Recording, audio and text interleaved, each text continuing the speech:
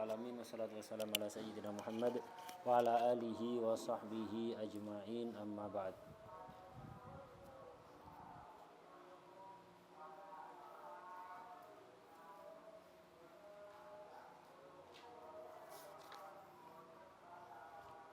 Qala al-mu'allif radhiyallahu ta'ala anhu wa nafa'ana bi ilmihi wa bi ilmina bi ilmi sayyidil sholihin fid darain amin ya rabbal alamin.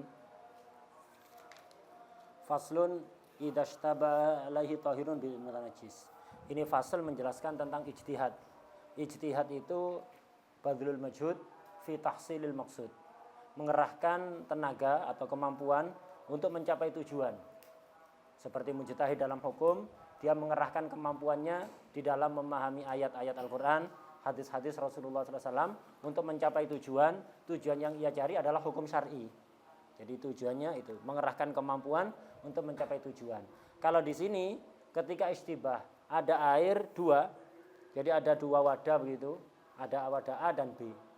Yang satu yakin najis, yang satu yakin suci, tapi nggak tahu yang mana, kelupaan dia.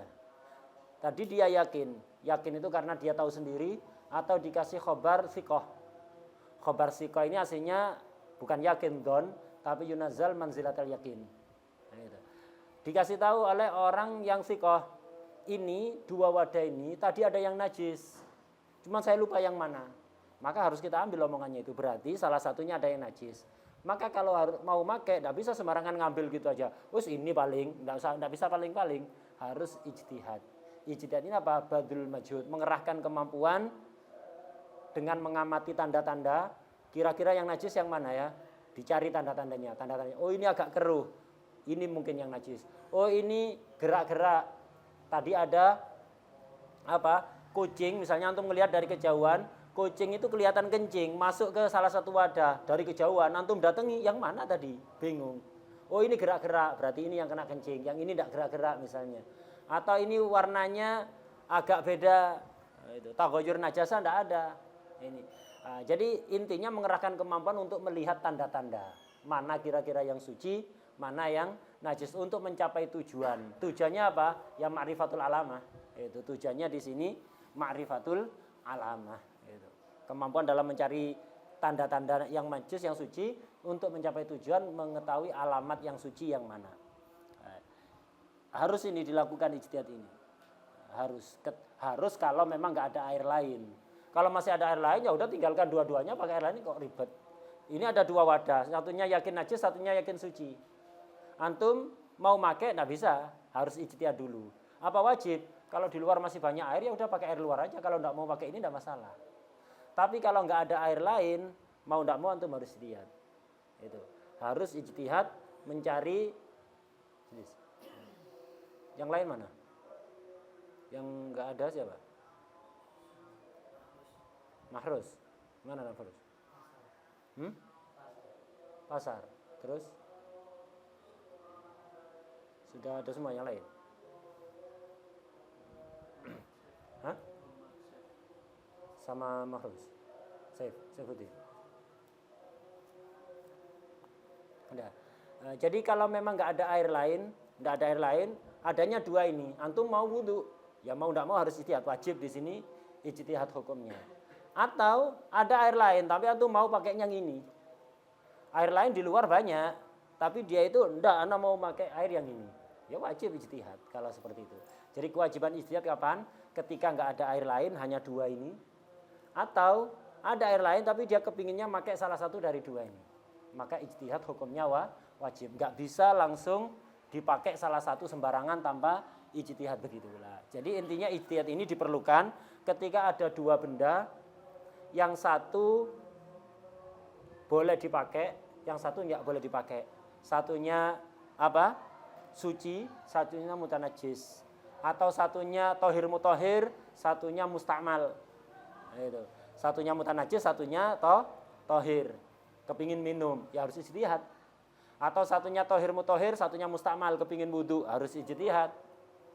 Atau hatta debu juga sama.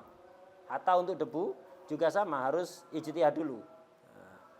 Mau minum, jadi tidak khusus untuk toharo ini, ijtihad ini tidak khusus untuk toharo. Misalnya ada air, satunya tohir, satunya mutanajis. Antum mau minum, tidak boleh langsung minum gitu aja, harus ijtihad untuk bisa diminum salah satunya. Udah, itu tadi ta'rifnya ijtihad. Badlul majhud fi tahsilil maqsud. Idashtabaha alaihi tahirun bimutanajjis. Ketika terjadi keserupaan atas seseorang alaihi alal mutatahhir ala syakhs kepada seseorang tahir bimutanajjis. Ada air suci dan air mutanajjis. Mau minum salah satunya. Hukumnya ijtihada. Wajib ijtihad. Atau tohir mutohir dengan mutanajis, kepingin wudu, kepingin izalatun najasa, ya harus ijtihad. Begitu juga bimutanajis au mustakmal, di sarahnya itu kan, bimutanajisin au mustakmalin, pilihannya antara mutohir sama mustakmal. Antum pingin wudu harus ijtihad dulu. Nah, tidak bisa langsung sembarangan, harus ijtihada. Dia ijtihad. Ijtihad itu upaya mencari tanda-tanda. Jadi tujuannya mencari alamah, ma'rifatul alamah tanda, oh ini yang suci, ini yang mutanajis, ini yang mutohir, ini yang mustakmal. Ijtihad bisa jadi sampai pada maksud, bisa jadi nggak sampai. Kalau bingung, nggak sampai pada tujuannya, mencari alamah nggak ada, tetap bingung. Setelah ijtihad bingung, nggak boleh dipakai dua-duanya, nggak bisa dipakai dua-duanya, nggak bisa dipakai. Kalau mencapai hasil baru, oh ini tanda suci, ini tanda mutanajis, silahkan dipakai yang apa menurut donnya dia suci. Ijtihad, dia ijtihad, setelah ijtihad watatoharo bimadonna toharotahu, dia boleh bertoharoh menggunakan air yang diduga tohir, diduga suci. Ijtihad ini walau a'ma, walaupun orang buta boleh ijtihad. Beda kalau urusan ijtihad kiblat, orang a'ma tidak harus ijtihad. Orang a'ma langsung taklid boleh, mau ijtihad silahkan orang a'ma. Tapi nggak ada kewajiban orang a'ma untuk ijtihad urusan kiblat. Langsung taklid boleh. Kalau di sini hatta a'ma harus ijtihad sendiri. Nggak bisa taklid. Kenapa? Karena urusan kiblat kebanyakan tanda-tanda kiblat itu berdasarkan mata. Harus pakai mata. Kebanyakan tanda-tanda kiblat itu harus pakai mata. Walaupun ada tanda-tanda yang bukan mata, misalnya angin. Jadi ada ilmu khusus misalnya mempelajari, oh angin seperti ini dari arah barat misalnya.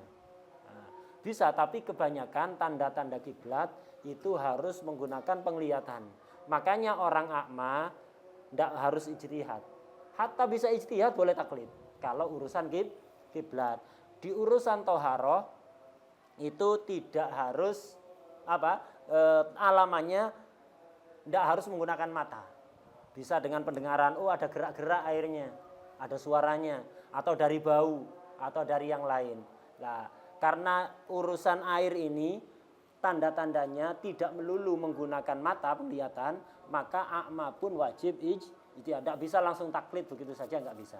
Jadi walau a'ma.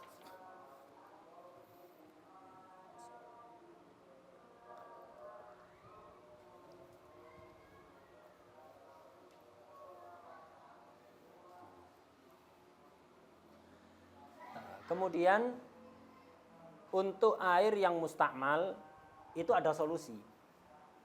Untuk air mustakmal ada solusi tanpa harus ijtihad. Ya apa? Tapi ribet. Ribet wudunya jadi 2 wadah kan, satunya mutohir, satunya mustakmal, 2 wadah. Dia ngambil satu tangan ngambil dari wadah A, satu tangan dari wadah B. Terus nawaitul wudu'a begini. Itu wudu'a. Berarti kan dipastikan separuhnya sah. Iya kan? Dan badannya tidak menjadi najis karena istibahnya antara tohir dengan tohur dengan mustakmal. Air mustakmal dipakai kan tidak menyebabkan badannya najis, cuman wudunya tidak sah. Tapi pastikan satunya mustakmal, satunya tohir, satunya mutohir. Antum ngambil dari wadah ini, langsung wudu bareng dibasuhkan ke wajah. Enggak dicampur, enggak, sendiri-sendiri begini. Nawaitul wudu'a. Dipastikan wudunya sah separuh wajah. Apa yang kanan, apa yang kiri nggak tahu. Lah terus lanjutannya bagaimana? Dibalik. Kalau tadi tangan kanan ngambil dari A, sekarang dari ngambil B, dari wadah B. Yang kiri tadi ngambil dari B, sekarang ngambil dari A. Dibasuhkan lagi. Nah, begitu. Udah wajah sah. Untuk wajah saja yang harus begitu. Untuk wajah saja yang harus dengan cara apa?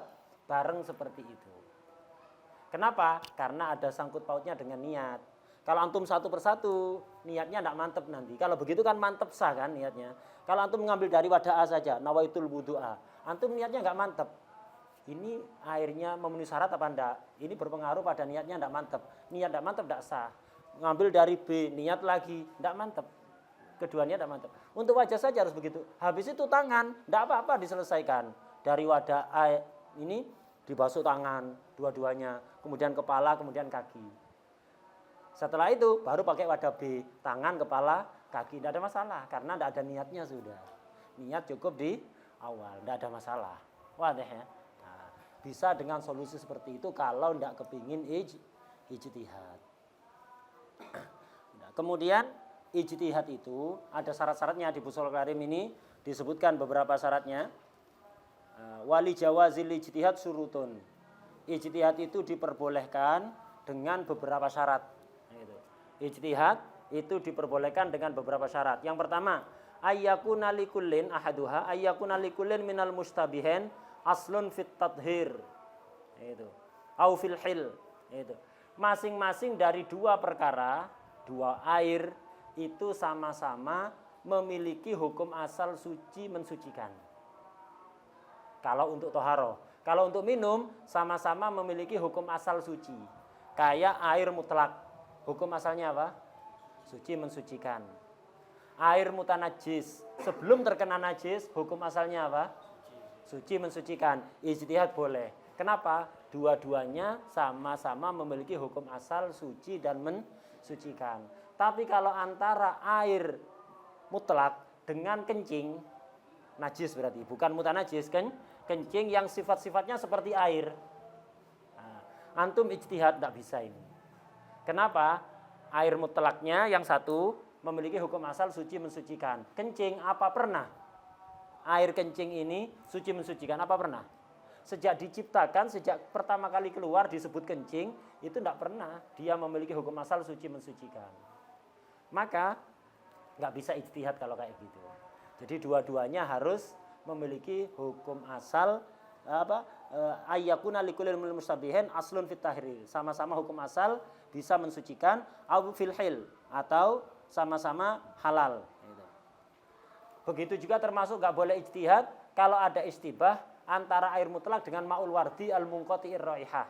Jadi ada air mutlak satunya air peresan mawar yang sifat-sifatnya seperti air karena terlalu lama mungkin, seandainya ada iftiradi aja, seandainya ada, maka ijtihad tidak boleh. Kenapa? Yang air mutlak punya hukum asal mensucikan, air mawar, peresan mawar itu belum pernah dia bisa digunakan untuk toharoh, maka tidak bisa ijtihad.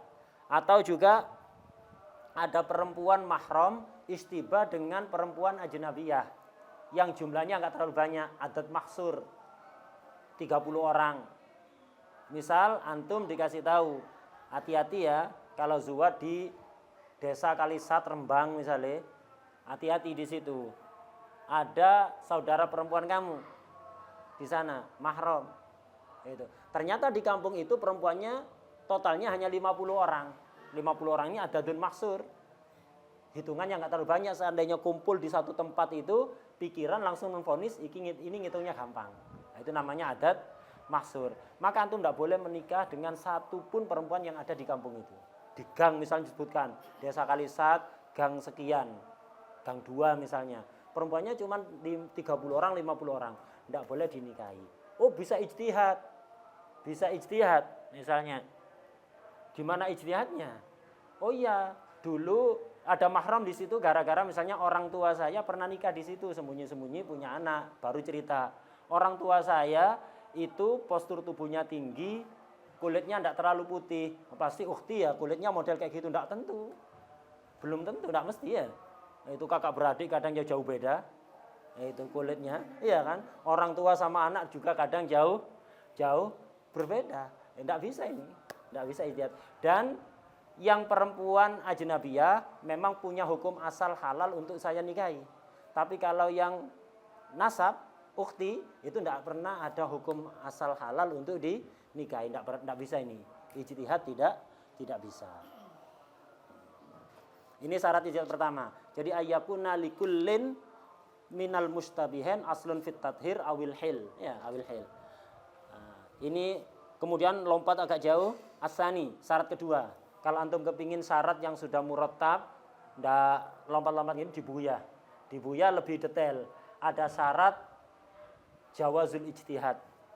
Ada syarat wujubul ijtihad, ada syarat jawazul amal bil ijtihad. Jadi syaratnya ijtihad ada 3 macam. Yang kita baca ini sekarang itu syartu jawazil ijtihad, gitu. Syarat agar diperbolehkan ijtihad. Ini yang kita baca. Nah, ada syarat lain syartu jawazil amal bil ijtihad. Ijtihadnya boleh, hasilnya apa boleh diamalkan belum tentu. Nah, ada syarat wujubul ijtihad. Nah, yang kedua, ayyakuna lil alamati fihi majalun, gitu. Ada peluang untuk mencari tanda-tanda. Itu ada peluang, majal kan tempat masuk. Gitu. Jadi kira-kira mungkin dideteksi alamahnya. Jadi ada peluang untuk mendeteksi alamah, tanda-tanda ini yang suci, ini yang najis, yang mutanajis, ini yang halal, ini yang tidak halal. Ada peluang untuk mendeteksi, mencari tahu tanda-tanda. Kalau tidak ada peluang untuk mendeteksi tanda-tanda, tidak bisa kayak tadi itu. Istibah antara mahram dengan ajnabi, annabiya. Antum melacak tanda-tanda bagaimana? Oh iya, keluarga anak semua rambutnya misalnya keriting, ya pasti ukhti keriting, tidak mesti. Jadi nggak bisa mendeteksi tanda-tanda di sini, nggak bisa ijtihad itu. Kemudian syarat ketiga salisuha, ta'addudul mustabih ibtidaan wa dawaman. Ta'addud itu lebih dari satu. Antum kalau mau ijtihad, yang mau dilacak minimal 2 perkara. Ada wadah A dan B. Kalau cuma satu tidak bisa ijtihad, gimana caranya ijtihad? Misal ibtidaan, ketika antum mau ijtihad itu lebih dari satu. Wadawaman, ibtidaan itu di awal. Ketika antum mau ijtihad itu lebih dari satu. Wadawaman itu di pertengahan. Kadang antum sudah mulai, asalnya 2 wadahnya. Antum sudah mulai ijtihad. Belum menemukan tanda-tanda alamah, wadah satunya tumpah. Nah, tidak memenuhi syarat ini. Tidak boleh ijtihad. Jadi harus ta'addud. Ta'addud itu apa? Lebih dari satu. Jadi objek ijtihadnya itu harus lebih dari satu. Ada 2 wadah minimal. Ibtidaan di awal ijtihad, wadawaman di pertengahan ijtihad, sebelum selesai proses ijtihad harus masih dalam keadaan ta'addud, lebih dari satu. Ini yang ketiga. Syarat yang keempat, ar-rabi', sebelum ke syarat keempat, kalau tidak ta'addud, tidak bisa ijtihad. Contoh, kayak pakaian ini. Pakaian ini satu kan? Pakaian ini satu. Lengannya 2 tapi tetap ini satu pakaian. Tadi antum yakin lengan baju antum ini kena kencingnya kucing. Kena najis intinya. Yakin tadi. Salah satu lengan pakaian antum kena najis. Cuman sekarang lupa yang kanan apa yang kiri. Lupa yang kanan apa yang kiri. Maka tidak bisa ijtihad. Oh kayaknya yang kanan, berarti yang kanan aja tak cuci, yang kiri nggak bisa. Kenapa? Walaupun 2 lengan, ini satu pakaian, tidak ta'addud, tidak memenuhi syarat. Maka ya apa? Tidak bisa ijtihad, cuci dua-duanya. Kedua lengan itu wajib dicuci. Oh enggak, kayaknya yang kanan, kayaknya yang kiri nggak bisa. Kalau kepingin ijtihad gampang. Jadikan ta'addud, digunting jadi 2 pakaian ini bisa ijtihad. Atau lengan itu dilepas. Setelah lepas ijtihad apa ta'addud ya. Ini mansus indal fuqaha. Jadi kadang-kadang di fikih itu juga menceritakan apa tasarrufatul ahmaq wal juhal kadang-kadang gitu. Di kitab-kitab kadang ada dicontohkan kayak gitu. Kalau antum baca babu tolak di minhat itu ya banyak contoh-contoh lafaz tolak yang antum itu bingung. Ini kok ada orang kayak gini itu. Ya enggak apa-apa, fuqaha itu membahas semua orang, enggak bahas orang pinter-pinter aja, orang-orang ahmak itu juga dibahas oleh fuqaha. Ar-rabi, syaratnya ijtihad yang keempat, al-ilmu binajasati ahadil mustabihin walau bi khabari adlin. Yakin bahwa yang salah satu itu najis. Yakin ini bukan yakin yang definisi di usul fikih itu. Yakin artinya 100% enggak. walau bi khabari adlin, walaupun khabar adil. Khabar adil ini tidak yakin sebenarnya. Dzon tapi yunazzal manzilatal yakin. Nah, jadi untuk boleh ijtihad harus ada keyakinan salah satunya najis. Kalau tidak yakin, tidak usah dihiraukan, pakai aja yang mana saja. Was-was tidak usah dituruti. Ini dua wadah ini sepertinya ada yang najis. Kenapa kok bisa bilang sepertinya ada yang najis? Enggak tahu, perasaan saya begitu. Buaan perasaanmu. Ya, enggak usah. Itu, enggak usah. Nah, untuk perlu ijtihad itu ketika ada yakin salah satunya najis. Salah satunya enggak ada keyakinan enggak usah. Ini yang keempat. Kemudian yang kelima, al-hasru, terbatas. Jadi dalam fikih itu ada adat mahsur. Ini sudah ya. Nanti kalau antum yang belum nyatet, minta lagi catatannya sama Danu ya. Dicatat di buku. Jangan di lembaran selempit no kitab, nanti hilang.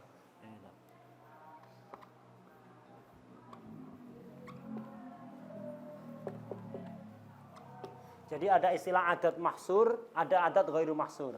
Adat mahsur terbatas. Adat ghairu mahsur tidak terbatas. Maksudnya terbatas itu apa? Adadun lawi jitama'as fi sa'idin wahid sahula aduhu. Jumlah yang jika berkumpul dalam satu tempat mudah dihitung.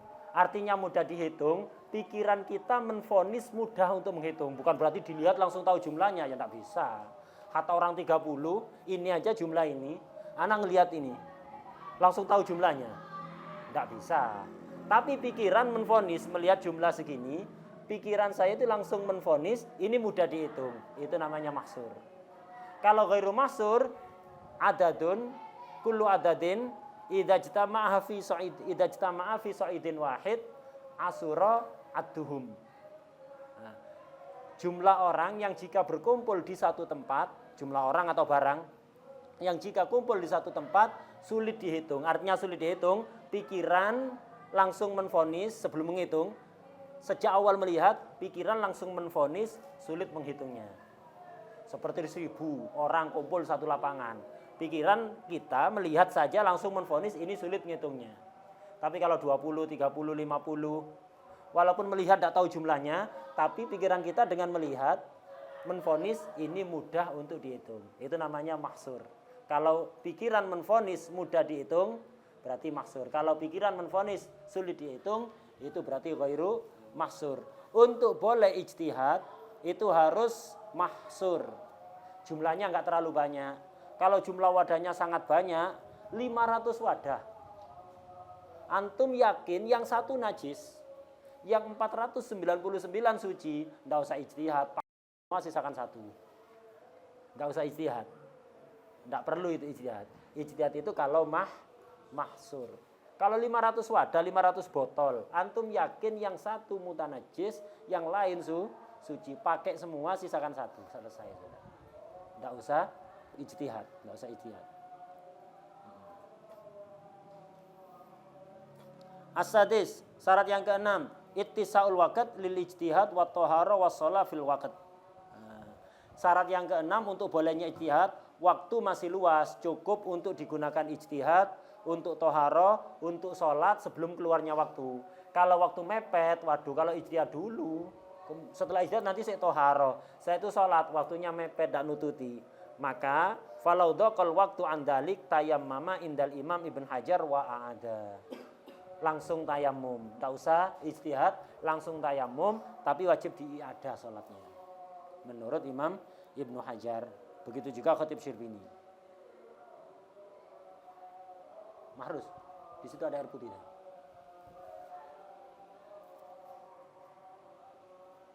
Tidak ada. Di depan, nggak usah.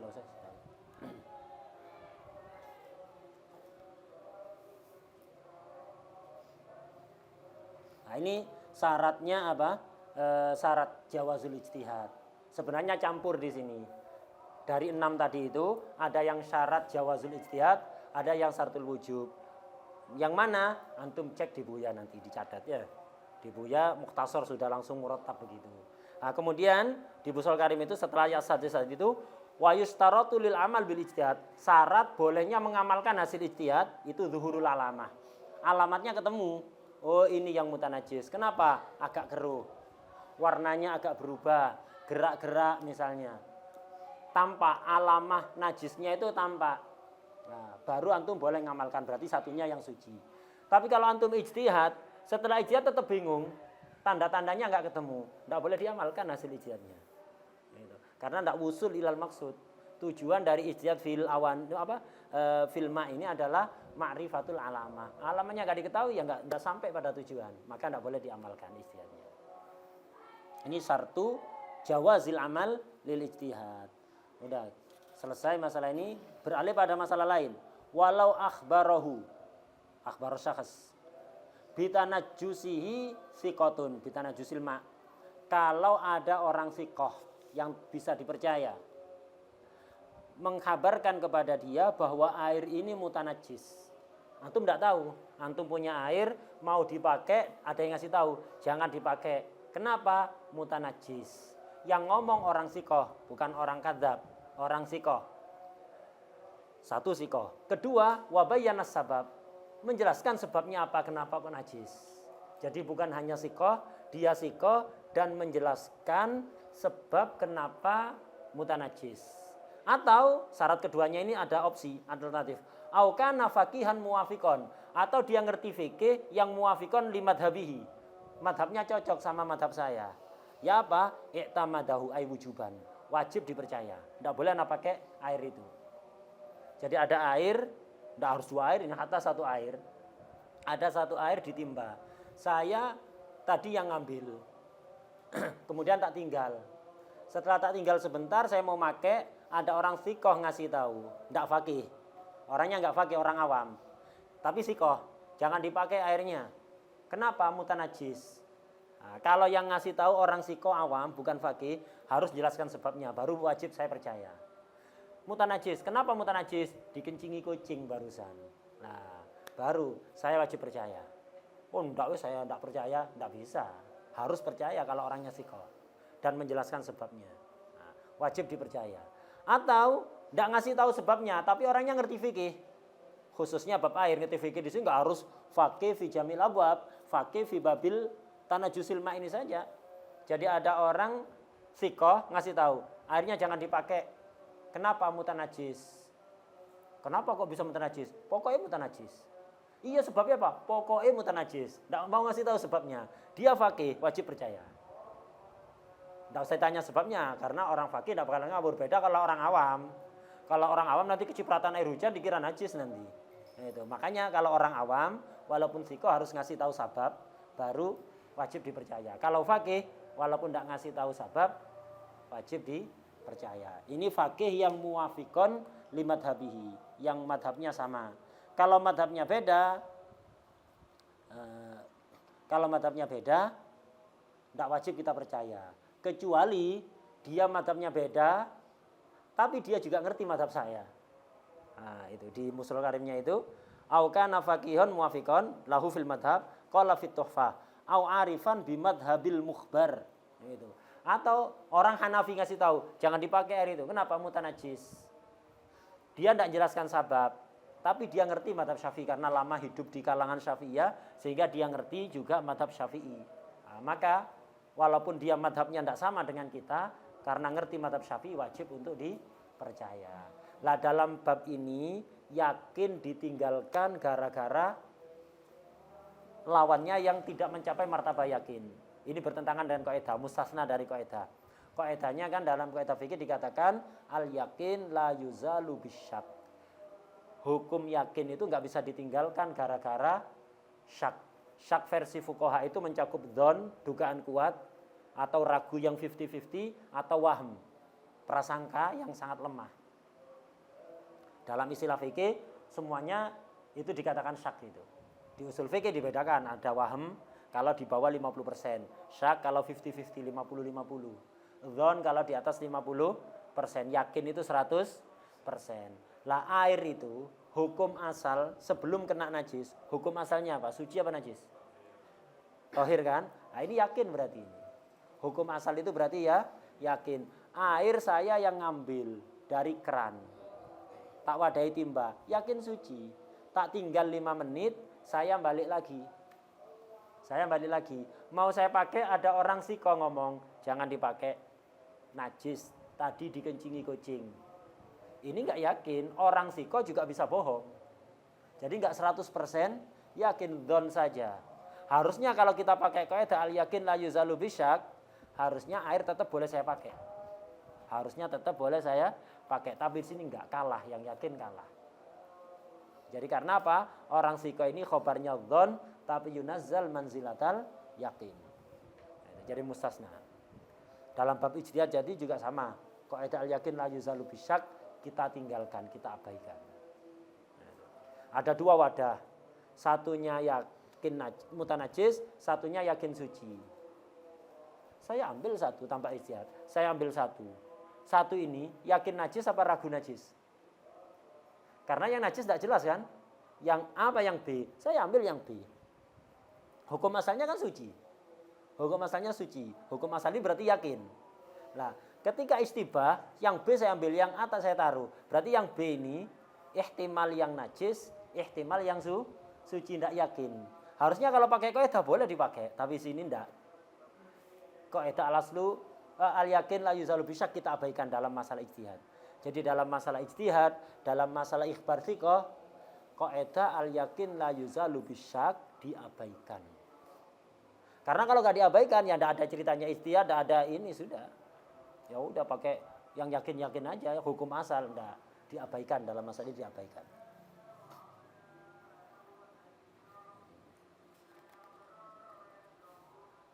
Kemudian itu sebelum walau akhbarahu bitanajusihi itu di Busral Karimnya ini ada kaidah penting biar antum tidak was-was, ada tambihun. Nah, di Busral Karim halaman 85 di atasnya walau akhbarahu bitanajusihi itu ada tambihun. Nah, ini penting ini. Ma asluhut toharoh, sesuatu yang hukum asalnya suci, tapi wa ghalaba 'ala dzanni tanajusuhu. Dugaan kita bukan hanya dugaan lemah, dugaan kuat. Ghalabadzon, ini bukan hanya dzon tapi ghalabatudzon. Dugaan kuat mengarah ke najis. Tapi enggak yakin. Hukum asal suci tapi dugaan kuat najis. Kenapa kok ada dugaan kuat najis? Li ghalabatin najasati fi mislihi. Karena apa? Biasanya najis. Contoh pasar ikan. Antum kalau ke pasar ikan, beli ikan, kan biasanya sama penjualnya dibersihkan kotorannya itu. Dibersihkan kotoran ikan itu, kemudian setelah dibersihkan kotoran ikan, kan dia nyucinya, kan diwadahi wadah khusus itu, dia cuci tangannya dimasukkan ke timba itu yang isi air sedikit itu. Tangannya najis, ada kotoran ikan, ada darah ikan, cuci tangannya langsung gitu aja di timbanya. Habis itu ikan diwadahi kresek, diberikan ke antum ya. Diberikan ke antum. Kemudian antum bayar, ikannya harganya 50.000, antum bayar pakai uang 100 ribuan. Dikasihkan ikan, kemudian dia nerima uang dari antum 100.000, basah tangannya najis kan ya, megang uang itu. Kemudian ngasih kembalian 50.000 antum. Kalau antum melihat seperti itu ya najis. Kresek yang basah tadi najis, sehingga kalau bawa hati-hati. Antum sentuh tangannya antum najis. Uangnya tadi, uang kembaliannya tangannya basah kan najis kan ya. Dikasihkan ke antum, uangnya najis, dikantongi, awas nanti lupa ke bawah sholat, najis. Ini antum kalau ngelihat sendiri yakin. Kalau enggak tahu, antum naik motor lewat pasar ikan itu. Antum perlu uang pecahan 10 ribuan. Ya. Antum punya uang pecahan 10, pingin uang pecahan 10 ribuan, ada uang 50.000, tuker ke pedagang ikan itu. Mau tuker uang 50.000, pecahan 10 ribuan. Tuker ya kan. Dikasih antum uang 10.000 5 lembar, agak basah-basah gitu. Agak basah-basah. Uangnya agak basah. Biasanya basah kenapa ini? Ya kena tangannya yang dicuci dengan cara nggak benar tadi kan. Biasanya begitu, biasanya. Basahnya karena itu. Kalau antum ngelihat najis, tapi antum nggak ngelihat, nggak tahu, tukar uang. Nggak ngelihat, terus pokoknya mampir ke situ, tukar uang 50.000, dikasih 10.000, 5 lembar, uangnya agak basah. Biasanya basahnya gara-gara cuci tangan yang nggak benar najis. Tapi kan antum nggak tahu. Tidak ngelihat sendiri. Udah tidak usah was-was. Hukumnya apa? Yang muktamad suci. Waduh, bahasa ini jangan-jangan, tidak usah jangan-jangan. Bahasa kebocoran hujan, tadi kan hujan gitu aja sudah. Walaupun kemungkinannya jauh ya, tidak ngurus. Gitu. Yang muktamad tetap ngambil hukum asal suci. Karena itu tidak tahu. Beda kalau ngelihat sendiri ya. Ini tidak tahu. Oh biasanya begitu tiap hari orangnya gitu. Iya yang kemarin, yang sekarang belum tentu. Bisa jadi kebocoran hujan. Yang kemarin uangnya habis sudah tidak ada, dibuat kulak sama orangnya. Ini uang baru hari ini ya. Nah, gitu aja. Nah ini. Kaidahnya ma asluhut thaharah wa ghalaba 'ala dhanni tanajjusuhu. Kenapa li ghalabatin najasati fi mislihi fihi qaulan? Ada dua qaul. Disebut qaul apa? Al aslu wa dhahir. Ada qaul yang memenangkan hukum asal, berarti hukum asal suci. Ada qaul yang mengunggulkan hukum dhahir. Dhahirnya ya tangan yang dicuci enggak benar tadi itu. Nah, ada dua qaul yang memenangkan asal menghukumi suci. Yang memenangkan dhahir, dhahirnya kayak gitu orangnya najis. Wal arjah at-thaharah. Yang kuat memenangkan hukum suci, artinya memenangkan hukum asal. Tapi lakin yukrahu isti'malu ma qawiyah ihtimalu tanajjusihi. Tapi kalau kemungkinan najisnya itu terlalu kuat, makruh digunakan. Ini satu contoh. Contoh lain yang banyak terjadi. Ayam potong yang dijual di pasaran. Ini berdasar penelitian, bukan dhon, bukan suudzon, tapi penelitian. Ayam potong yang dijual di pasaran Jawa Timur, bukan Bali. Ya, ayam potong yang dijual di pasaran Jawa Timur, berdasar penelitian lembaga penelitian di Batu dan UIN Surabaya, itu sekitar 80% penyembelihannya tidak sah. Jadi kemungkinan halal ayam potong yang dijual di pasar itu 20%. Kemungkinan halalnya penyembelihannya sah hanya 20%. Baik ayam potong yang di pasar atau depot-depot itu, warung makan yang sudah matang dan seterusnya, kemungkinan penyembelihannya sah hanya 20%. Dan saya sering menemukan sendiri penyembelihannya tidak sah. Itu. Di Jawa Timur ini pernah menemukan 6 kasus mungkin. Saya sendiri. 6 kasus penyembelihannya tidak sah. Dan bisa dibuktikan di pasar-pasar. Nah, ini kan kalau kita pakai hukum asal, ya sudah. Hukum asal ayam ini halal. Dan kita pakai standar husnudzon karena daerah mayoritas muslim, kalau ada ayam bukan kelempraan, bukan berserakan ada di tempat sampah, tapi dijual di tempat yang terhormat gitu, muhtaram, berarti dohirnya penyembelihannya sah. Walaupun kebiasaan rata-rata tidak sah tadi. Ini kalau kita bicara fikih, tidak ngomong warok. Kalau kita bicara fikih, halal. Jadi antum beli daging ayam di pasar mana saja, yang penting nggak ngelihat sendiri penyembelihannya tidak sah, halal. Beli disuguhi daging ayam, halal. Atau bebek unggas pokoknya, bebek ayam kayak itu, burung dara kayak itu. Antum beli makanan yang sudah matang, daging ayam panggang atau bakar, itu halal. Secara fikih yang muktamad halal. Tapi kalau ghalibnya tidak benar kayak tadi itu, 80% rata-rata nggak sah, itu makruh. Secara fikih, wal warok la yakhfa. Al warok la yakhfa. Kalau antum ingin warok, ya beli ayam ke orang yang sikoh, yang antum tahu nyembelihnya benar. Jadi cari kenalan tukang nyembelih ayam yang sikoh, ngerti cara penyembelihan yang benar dan sikoh. Kadang di pasar itu ngerti cara nyembelih yang benar, cuman dia nganggep ribet. Di pasar itu kalau antum nyembelih ayam kan harus 2 orang ya. Ada yang megangi, ada yang nyembelih. Di pasar enggak, dipegang lehernya ditekuk. Itu.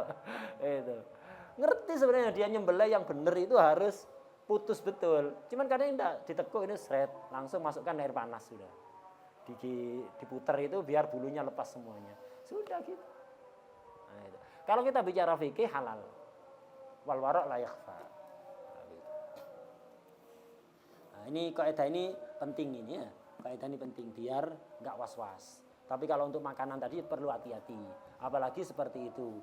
Dan secara fikih halal iya, kata Habib Alwi bin Abdullah bin Syihab mengatakan makanan haram itu kalau kita makan dan kita tahu itu haram, ini efeknya zahir batin. Efek dohirnya antum kena hukum haram, efek batinnya badannya itu berat dibuat ibadah. Man akalal haram asal jawarihu sya'amaba itu. Tapi kalau antum tidak tahu makanan haram, tidak tahu antum makan, hukum dohir tidak kena, antum tidak kena haram. Tapi efek batin tetap kena. Badannya sulit dibuat ibadah itu, kata Habib Alwi bin Abdul Syihab. Apalagi yang ghalibnya tidak benar kayak tadi itu. Nah, ini pembahasan masalah ijtihad selesai. Nah, visual sebelum pindah ke fasal setelahnya, masih ada waktu 12 menit. Enggak ada. Faslun.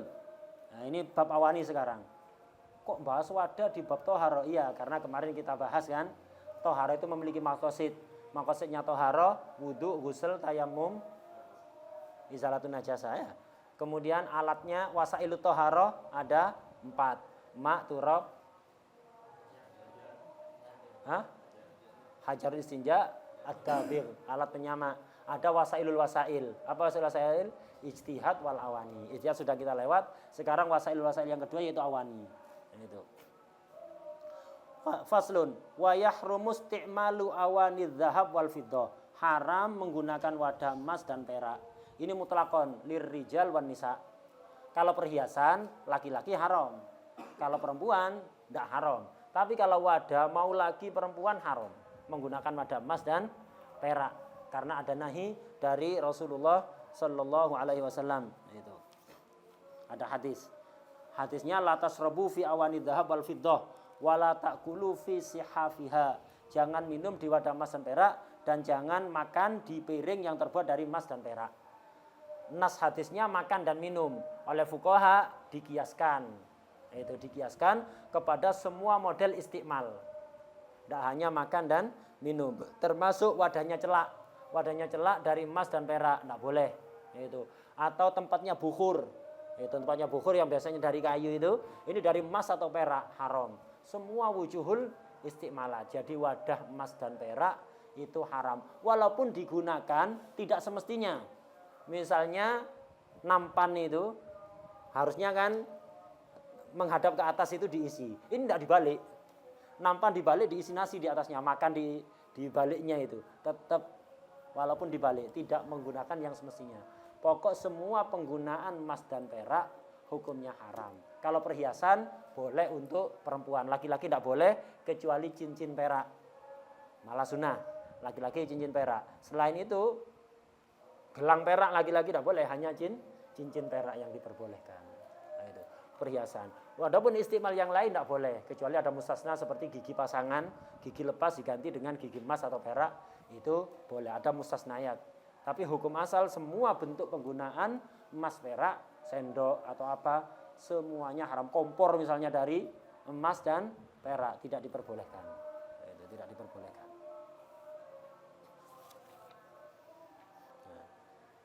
Wa yahrumu alal mukallaf. Kalau anak kecil ya tidak haram, walinya haram membiarkan. Nah itu, tidak boleh. Anaknya tidak kena haram. Walau unsa, walaupun orang perempuan. Jadi perempuan dan laki-laki dalam hukum emas dan perak itu sama semuanya kecuali dalam penggunaan perhiasan. Itu yang beda, laki dan perempuan. Untuk wadah tidak ada bedanya.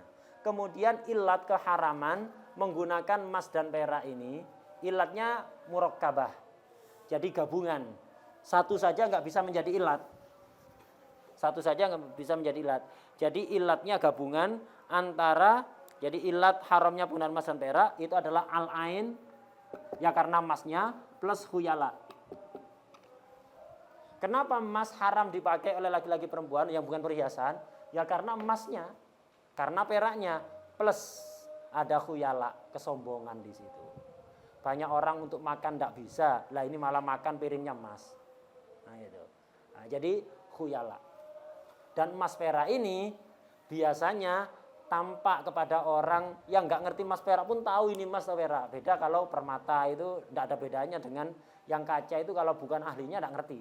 Tapi kalau emas perak itu tampak sekali sehingga takut menyakiti perasaan fuqara, ada unsur khuyala di situ, hukumnya haram. Nah, jadi gabungan antara karena emas plus khuyala. Sehingga kalau salah satu ilatnya tidak haram. Walaupun khilaf nanti prakteknya, khilaf antara Imam Ibnu Hajar dan Romli. Misal, ada wadah emas, ada wadah emas, disemprot pakai tembaga lain misalnya. Jadi pakai tembaga, pakai logam yang lain. Jadi wadah emas, misalnya piring emas disemprot pakai logam yang lain, sehingga emasnya tertutup, tidak kelihatan. Nah, ain emasnya ada, khuyalaknya nggak ada karena ketutup tadi itu. Apakah haram? Tidak haram, karena ilatnya gabungan khuyalak plus ain. Walaupun ada khilaf nanti antara Imam Ibnu Hajar dan Imam Romli.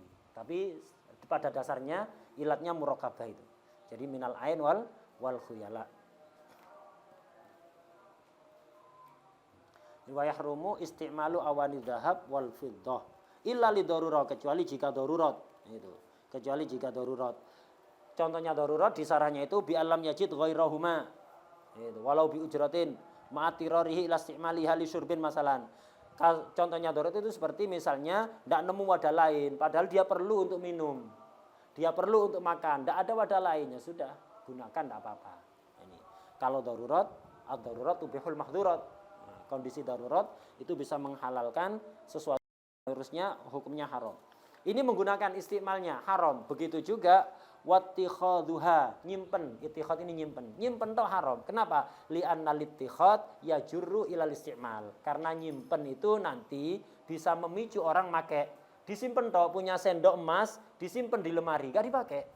Atau dibuat pajangan ada di tembok itu biasanya. Itu. Tapi yang rata-rata orang itu ya kuningan. Seandainya itu emas, nyimpen toh itu haram. Kenapa? Nyimpen ini lama-lama bisa menyebabkan dia make. Jadi makainya haram, nyimpennya saja juga haram. Perak juga begitu, piring dari perak, gelas dari perak, gak dipakai. Cuman buat hiasan rumah misalnya, tetap haram. Itu. Ittikhad itu nyimpen, iktina, nyimpen. Walaupun tidak dipakai. Walau inaan soghiron, walaupun wadah yang kecil, contohnya kamuk hulatin, seperti alat celaan. Nah, itu, tidak boleh. Atau misalnya tusuk gigi dari emas dan perak, haram, tidak boleh. Menggunakannya haram, nyimpen toh haram. Disimpan aja gak dipakai. Tusuk gigi dari emas, tidak boleh. Tusuk gigi atau apa? Kalau tusuk kunde untuk perempuan tidak apa-apa. Ini zina. Ini untuk zina, untuk rambutnya itu biasanya zina. Tapi kalau untuk tusuk gigi bukan zina. Itu. Jadi wadahnya celak atau bukan wadahnya, itunya pakunya celak itu dari emas, wadahnya bukan emas, tetap tidak boleh. Gitu. Walau inaan sagiran, disimpan toh tidak boleh. Gitu.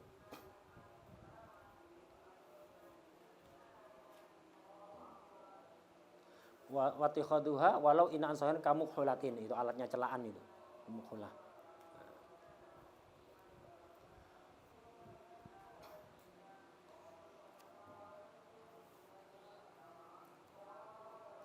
Kemudian wama dzubbi babid dzahab, wadah yang ditempel dengan emas juga haram walaupun li hajatin. Jadi tempelan dengan emas haram mutlakon, yang muktamad. Wakila pendapat kedua mengatakan memiliki tafsir seperti tempelan perak. Gitu. Tapi yang muktamad mutlakon tempelan emas itu haram. Jadi ada wadah pecah ditempel pakai emas, haram. Kecil besar li hajatin atau li zinatin, kalau emas haram. Kalau perak haram, kalau apa? Nah ini. Wala yahrumu ma dzubbiba bil fiddah illa dhabbatan kabiratan lizinah. Lek tembelan perak haram kalau memenuhi 2 qaid. Wala yahrumu ma dzubbiba bil fiddah. Tidak haram wadah yang ditempel dari perak. Wadah bukan dari perak karena retak atau apa yang lain dikasih tembelan perak atau dikasih lapisan perak sedikit gitu. Tidak haram itu, kecuali illa dobbatan kabiro, kecuali tembelannya besar ini ukurannya uruf lizina, tujuannya motifnya untuk hiasan. Nah, jadi tembelan perak bisa haram kalau memiliki 2 unsur itu. Tembelannya besar, tujuannya untuk zina, bukan hajah. Zina kebalikan dari hajah. Nah, zina untuk hiasan, ini haram ini kalau 2 terkumpul. Kalau kecil lil hajah mubah. Besar lil hajah makruh, kecil li zina makruh. Jadi haram kalau gabungan kabiro li zina, ini haram. Kabiro li hajah makruh, kecil li zina makruh, kecil li hajah mubah. Ini perak. Kalau emas mutlakon haram. Soghira li zina, soghira li haja, kabira li zina, kabira li haja, mutlakon haram mas. Yang muktamad. Wakilah sama tafsirnya seperti perak. Hajat di sini bukan berarti hajat tidak nemu wadah lain. Misal ada dua wadah. Yang satu ini bukan emas, bukan perak, ya gelas dari kaca. Anda bisa dipakai normal. Saya punya gelas kedua, pecah, tak tempel pakai perak. Ini sudah kategori hajat. Hajat apa punya gelas yang lain? Kenapa tidak pakai ini? Hajat itu bukan berarti tidak nemu wadah lain. Kalau tidak nemu wadah lain, bukan hajat namanya, tapi darurat. Hajat itu pokok ngasih lapisan perak di sini ini bukan untuk zina, tapi untuk hajat nembel pecahnya tadi. Misal wadah retak, itu tak las pakai retaknya ini tak las pakai perak misalnya, tak lapisi perak, nah itu tidak ada masalah. Atau kawat perak begitu dilingkari pakai kawat perak, tidak ada masalah. Nah itu tidak ada masalah. Itu sudah kategori hajat. Bukan berarti hajat itu tidak nemu wadah lain. Nah, itu. Pokok masang perak di situ karena ada hajat, pecah retak. Wa yahillul mumawwahu bihima. Al mumawwah yang di apa? Kalau bahasa Jawanya itu sepuh itu. Kayak apa? Wadah ini bukan emas dan perak, tak semprot dengan cairan emas atau cairan perak. Itu saya pakai enggak apa-apa wadah ini. Nyemprotnya hukumnya haram. Fi'lut tamwih. Jadi ada tamwih, ada istimalul mumawwah. Jadi ada nama tamwihnya. Ini tambihnya ini haram mutlakon. Jadi wadah emas tak cairkan, perak tak cairkan, tak semprot untuk jadi lapisan wadah yang bukan emas ini. Fi'lut tambihnya hukumnya haram. Adapun istimalul mumawwah. Nah, ini yang tafsil ini. Di sini di matan wa yahillul mumawwahu bihima bidzabal fiddah. Wadah yang disemprot dengan cairan emas atau perak itu halal dipakai, tapi tidak mutlak. Itu tafsil. Di sarahnya itu wa yahillu istimalu wattikhadu, menggunakan atau nyimpen al mumawwahu bihima, wadah yang dipolesi pakai emas dan perak mutlakon. Tapi illam yahsul minhu minat tamwih syai'un yakinan bil ardi alan nar. Kalau lapisan emasnya itu tipis, ukurannya tipis, ketika di ardu alan nar, di ardu itu dipanggang ke api, itu emasnya langsung hilang, peraknya langsung hilang, nggak ada bagian yang netes, mencair kemudian netes. Wadah ya. Nah, jadi kalau tembelannya lapisannya itu tipis, halal dipakai wadahnya. Kalau lapisannya itu tebel, haram dipakai. Ukuran tipis dan tebel dengan dibakar ke api. Kalau dibakar ke api langsung hilang emas peraknya karena saking tipisnya, maka ini tipis. Kalau dibakar ke api, emasnya meleleh, peraknya meleleh, kemudian netes. Nah, ini berarti tebel, haram dipakai. Jadi untuk istimalul mumawwah tafsil. Kalau tipis, halal. Kalau tebel, haram. Fi'lut tamwihnya, nyemprotnya, melapisinya itu, memoles dengan emasnya itu, tipis atau tebel hukumnya haram.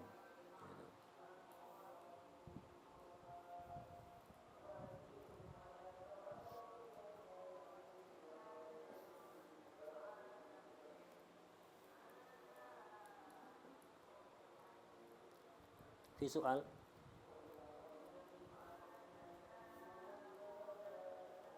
alasannya sih sebentar.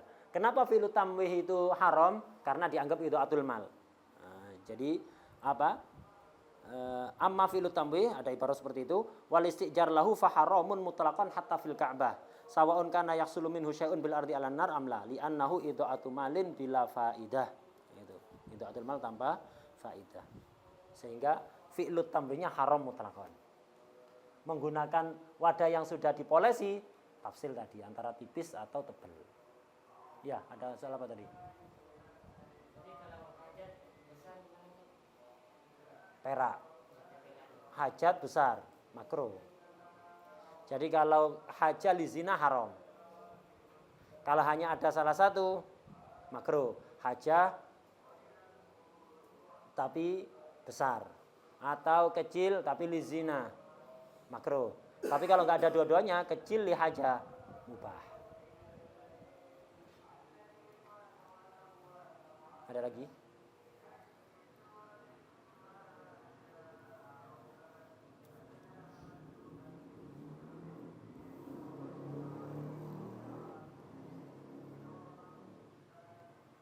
Wallahu a'lam bishawab.